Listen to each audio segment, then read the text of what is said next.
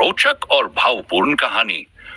सतयुग के किसी गांव में यह कहानी तब की है जब पृथ्वी पर धर्म, सत्य और मानवता का साम्राज्य था। एक छोटे से गांव में एक ब्राह्मण परिवार रहता था। परिवार के मुखिया का नाम वसुदेव था। वसुदेव अपनी पत्नी लक्ष्मी और बेचंद्रम के साथ सादगी भरा जीवन जीते थे। एक दिन वसुदेव गंगा स्नान करके लौटे तो देखा कि गांव के बुजुर्ग पेड़ के नीचे बैठे कुछ चर्चा कर रहे थे।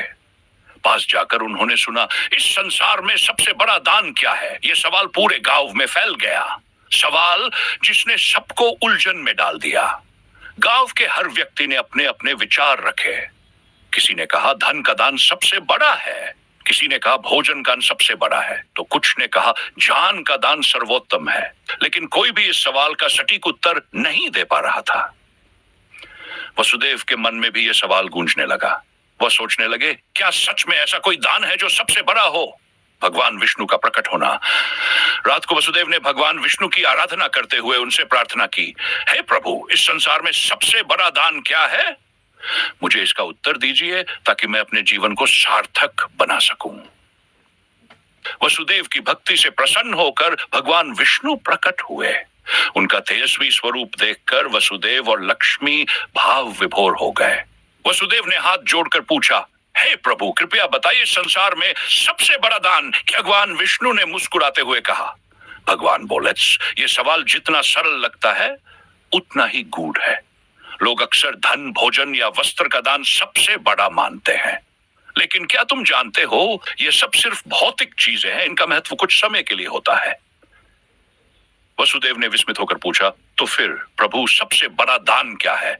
भगवान ने उत्तर दिया, इस संसार में सबसे बड़ा दान क्षमा का है। क्षमा सबसे बड़ा दान क्यों? वसुदेव हैरान हो गए। हे प्रभु, क्षमा तो एक भावना है, यह दान कैसे हो सकता है? भगवान ने समझाया, वत्स, जब तुम किसी को क्षमा करते हो तो तुम अपने अहंकार, क्रोध और द्वेष को त्याग देते हो। इससे न केवल सामने वाले कल्याण होता है बल्कि तुम स्वयं भी शांत और सुखी हो जाते हो। उदाहरण द्वारा समझाया। भगवान विष्णु ने वसुदेव को एक कथा सुनाई। एक समय की बात है, राजा विक्रमादित्य अपने राज्य में न्याय के लिए प्रसिद्ध थे। एक दिन उनके दरबार में दो व्यक्तियों के बीच विवाद हुआ। एक व्यक्ति ने दूसरे को अपमानित किया था। मामला गंभीर हो गया। राजा ने निर्णय सुनाया, तुम्हें अपने शब्दों के लिए माफी मांगनी होगी। अपमान करने वाला व्यक्ति झुक गया और माफी मांग ली। लेकिन जिस व्यक्ति को अपमानित किया गया था वह क्रोध से भरा हुआ था। उसने कहा, मैं इसे कभी माफ नहीं करूंगा। राजा ने उससे कहा, यदि तुम इसे माफ नहीं करोगे तो ये घाव तुम्हारे भीतर बना रहेगा। क्षमा तुम्हें मुक्त करेगी। उस व्यक्ति ने राजा के समझाने पर क्षमा कर दिया और उसके चेहरे पर शांति। दान विष्णु ने कहा, क्षमा के दान से न केवल दूसरों का बल्कि तुम्हारा भी कल्याण होता है।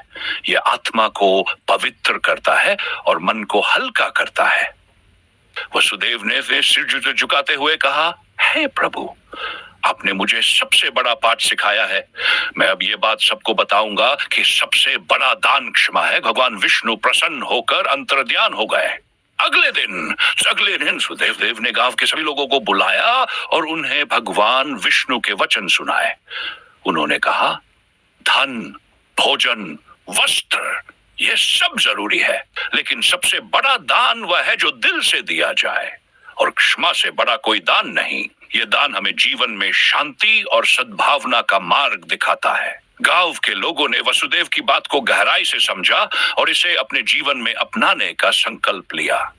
इस कहानी का उद्देश्य यही है कि दान केवल भौतिक वस्तुओं तक सीमित नहीं है। जो चीजें हमें मानसिक और आत्मिक शांति दें वही सच्चा दान है। तो चलिए हम भी इस पवित्र संदेश को अपने जीवन में उतारें और क्षमा का दान दें, अपने और दूसरों के जीवन को उज्जवल बनाएं। क्या आप अब भी सोच रहे हैं कि सबसे बड़ा दान क्या है? उत्तर आपके दिल में है, क्षमा।